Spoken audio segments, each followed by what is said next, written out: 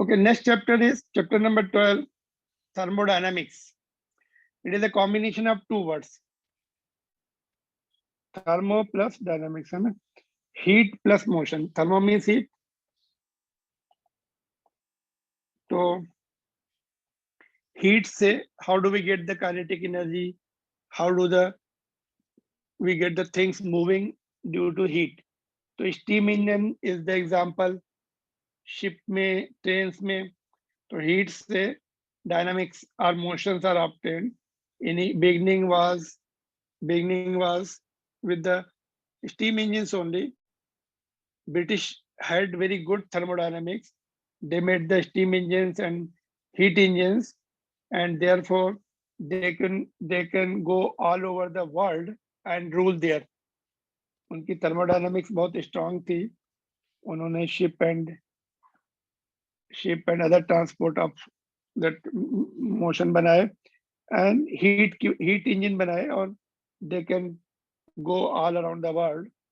ठीक है, तो मेन टॉपिक इसमें हीट इंजन वगैरह रहेंगे. उससे पहले heat engine of course they are not there in the course now. Related part में heat engine and refrigerator, but major topics in this we are going to see various processes, isothermal process and adiabatic process and so on, and also molar specific heats, है ना. हम लोगों ने solid की specific heat पढ़ी थी, अभी gases की स्पेसिफिक हीट पढ़ेंगे in terms of moles, molar specific heat, है ना. Conversion of heat into work और conversion of work into heat. Work से भी हीट प्रोड्यूस कर सकते हैं, है ना. When you rub palm, both the palms of your hand, we feel warmer. Work done converts into heat, है ना. And thermodynamics is the branch of physics that deals with the concept of heat and temperature and interconversion of heat into the other form of energy. इसमें हम heat की conversion of heat into the other form of energy or conversion of other form of energy into heat. That's what, and due to that we are making the heat engines and all, है ना. इसमें macroscopic variables रहते हैं, जैसे pressure, volume, temperature, mass, enthalpy. Enthalpy is the total heat content of the system. Entropy, measure of the disorderness of the system. So these are the microscopic, जो बड़े हैं, जो हमें फील होते हैं, पता लगते हैं. तो we are going to see the various process. Due to this, we are going to define the various process due to all these variables, है ना. Energy, density, and so on, volume also. ये सब microscopic or bigger variables which we can perceive also. All right. So this we are going to see. Now, ideal gas equation is what? Ideal gas equation is the किसी process, किसी equation को किसी process को define करने के लिए we have this ideal gas equations which relates pressure, volume, and temperature. Three variables. We have the three variables and two constants here.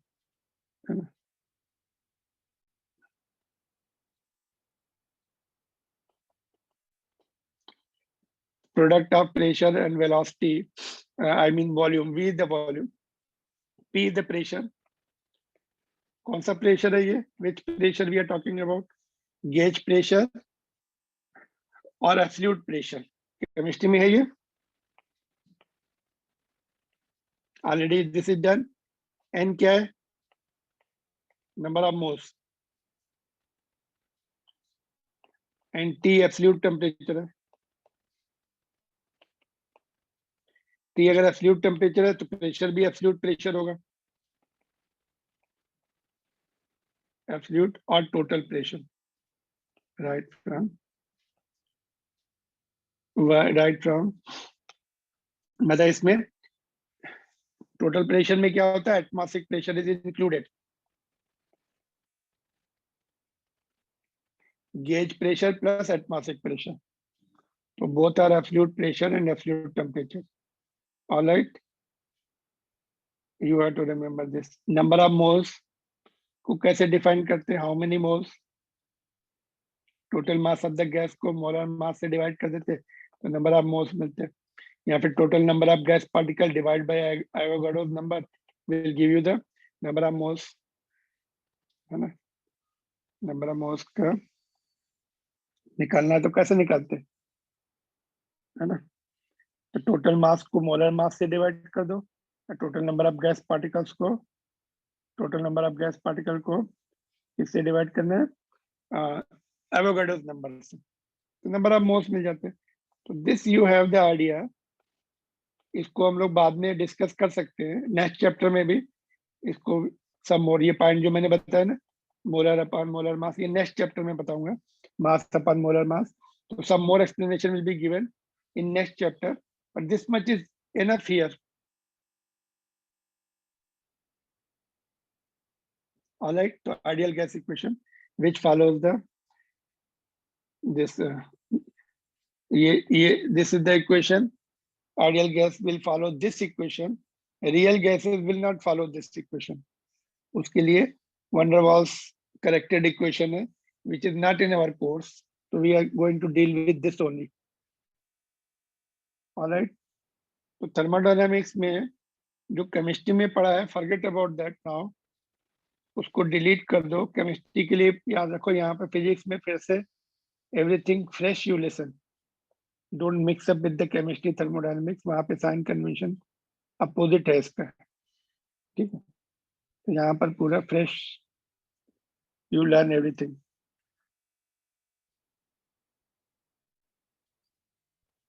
Thermodynamic system किसको बोलते हैं? गैस को बोलेंगे, and it is nothing but A gas only, collection of large number of gas particle is nothing but A thermodynamic system. और surrounding क्या होंगी thermodynamic surrounding? ये जो सिलेंडर है, पिस्टन है, और बाहर की सराउंडिंग है। Piston, cylinder and outside surrounding all put together are called surrounding.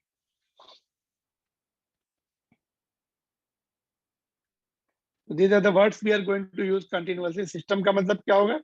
Gas, है ना? Surrounding means piston and cylinder and other things, ठीक है? System means gas. Sometimes we let the gas, sometimes we let the system, both are okay. System में piston and all नहीं है, pistons are coming in surrounding. Thermal equilibrium, है ना? Suppose two gases or two systems are having the same temperature. Temperature of systems are equal. So they are said to be in thermal equilibrium. No more heat flow will take place in that equilibrium में। वैसे तो equilibrium में net force 0 होता है ना, we say that net force in the equilibrium is 0, but यहाँ पर net force nothing to do with the net force, everything is to do with the temperature and all, है ना? तो temperature से हम लोग टेम्परेचर सेम हुए तो then we call it thermal equilibrium. Alright, तो डायाथर्मिक वॉल क्या होते हैं? डायाथर्मिक वॉल्स जो होते हैं, जो कंडक्टिंग वॉल्स को डायाथर्मिक बोलते हैं, मतलब जिससे हीट पास हो जाए, है ना? और एडियाबेटिक वॉल्स किसको बोलते हैं? नॉन कंडक्टिंग वॉल को, जिससे हीट पास ना हो। जैसे थर्मस फ्लास्क होता है ना, उसकी जो वॉल्स हैं दैट इज एडियाबेटिक, है ना? किचन के यूटेंसिल है, उसका बेस जो है diathermic, heat is conducted through the base of the utensils in the kitchen, है ना? रेफ्रिजरेटर की जो वॉल्स हैं एडियाबेटिक है, refrigerator walls are adiabatic, right? So these are the terms sometimes used. जैसे ये है zeroth law of thermodynamics. Why it is called zeroth law? Why not the first, second, third, fourth law? तो पहले first law बन गया था, second law बन गया था, बाद में ये लॉ बना, but this is so simple, उसको थर्ड लॉ बोलने की जगह जीरोथ लॉ बोला गया ना. It is simple law of thermodynamics. Suppose A and B, two systems are in thermal equilibrium with the C. इसके साथ इक्विलिब्रियम में है तो आपस में भी इक्विलिब्रियम में होंगे, बिकॉज इसके साथ C का टेम्परेचर A के बराबर है और C का टेम्परेचर B के बराबर है. A and B also will have the same temperature. ये कंडक्टिंग वॉल है और ये डायाथर्मिक है, आपस में इंटरेक्ट नहीं कर रहे, बट C के थ्रू इंटरेक्ट कर रहे हैं, तो तीनों सेम टेम्परेचर पे होंगे. If two systems in thermal equilibrium with the third system separately, they are in thermal equilibrium with each other also. ठीक है. R.H. Fowler formulated this law in 1931 after first and second laws of thermodynamics were stated. First and second बन गए थे, तो उसके बाद जो है इसको 0 नंबर दे दिया in place of giving number 3 because it was so basic. Clear?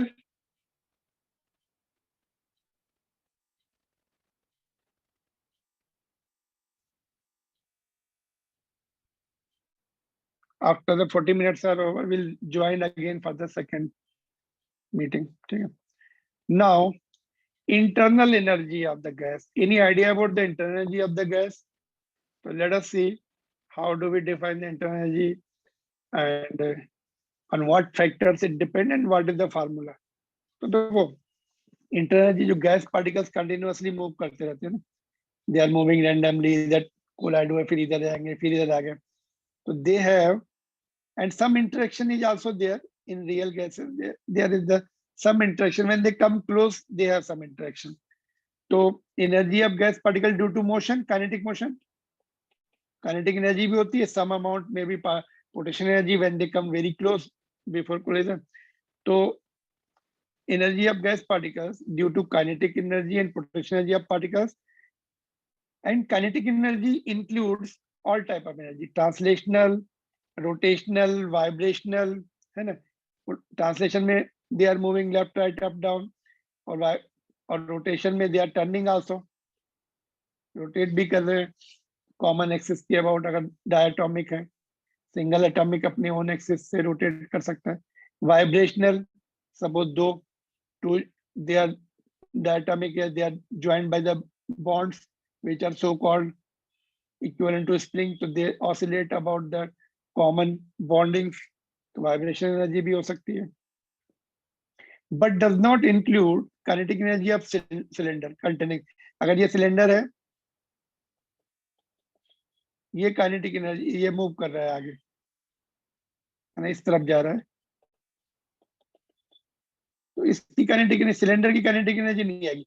अंदर जो पार्टिकल्स मूव कर रहे हैं उनकी energy, all type of energy put together is called internal energy, not the external energy of the cylinder. Kinetic energy of cylinder will not be added up there.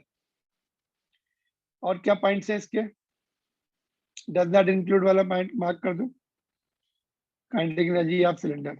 Other you can include kinetic potential. Kinetic can be translational, rotational, vibration. It depends on the temperature of the system.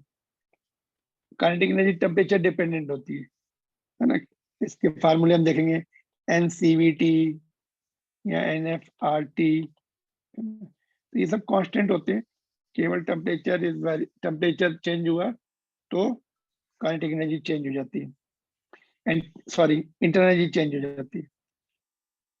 Change of internal energy depends upon the initial and final state of the system and not on the process followed, है ना. कोई gas ए से B तक इस process से गई या इस प्रोसेस से गई या ऐसे गई, है ना, ए से बी तक, तो change of internal energy will be same in all the three cases, whether it goes by the isobaric process or isothermal process or adiabatic process, doesn't matter. It change of internal energy depend upon the initial and final state. Difference of two states will give you the change of internal energy because temperature पे depend कर रही, no other factor. A पर जो temperature होगा और B पर उसके difference पे डिपेंड करेगी। Kinetic I mean internal energy is directly proportional to change of temperature, nothing else. बाकी सब कांस्टेंट रहेंगे, नंबर ऑफ पार्टिकल्स कितने हैं वो तो रहेंगे ही, है ना, और वो पॉइंट तो रहेंगे उसमें, they will be constant for all the processes. So only change of temperature that matters in the change of internal energy, ठीक है। And if internal energy increases, change of delta U will be positive, and increasing quantity को positive लेते हैं, और if some quantity is decreasing उसको negative लेते हैं। So if change difference of energy, internal energy का जो difference है delta पॉजिटिव आ गया तो उसका मतलब उसकी एनर्जी बढ़ चुकी है, नेगेटिव आ गया कैलकुलेशन में तो उसकी एनर्जी कम हो गई। कहाँ चली गई? वो कहीं यूज हो गई, वर्क डन में यूज हो गई, या फिर किसी दूसरे गैस की उसने हीट बढ़ा दी, एनर्जी बढ़ा दी। ऑलराइट,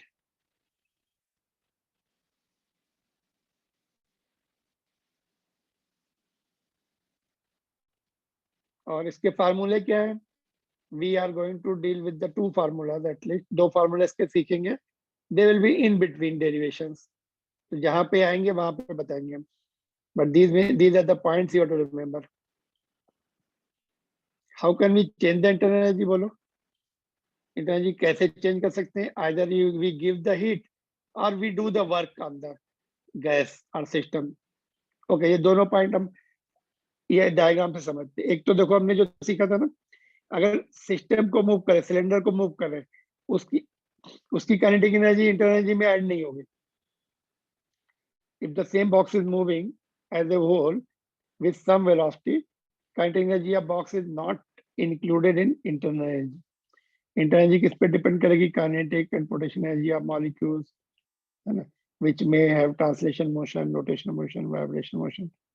बट इसकी बॉक्स की जो काइनेटिक एनर्जी है वो इसके साथ ऐड नहीं होगी। That point discuss. कैसे बढ़ा सकते हैं? Two methods, two ways we can change it, by giving the heat, that is very intuitive, और दूसरा method doing the work, doing the work, है ना। प्रेस द पिस्टन इनवर्ड, है ना, पिस्टन जो है उसको इनवर्ड प्रेस करो,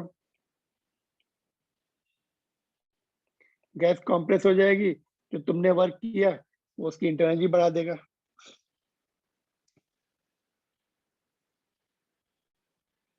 तो वर्क से इंटरनल एनर्जी चेंज कर सकते हैं या हीट से कर सकते हैं। कितनी चेंज होगी वो फार्मूला आगे। Alright, now work done by the system और गैस, गैस का जो वर्क डन होता है वो कैसे कैलकुलेट करेंगे? Work done of the gas और work done of the system. Let's see, these are the important points now.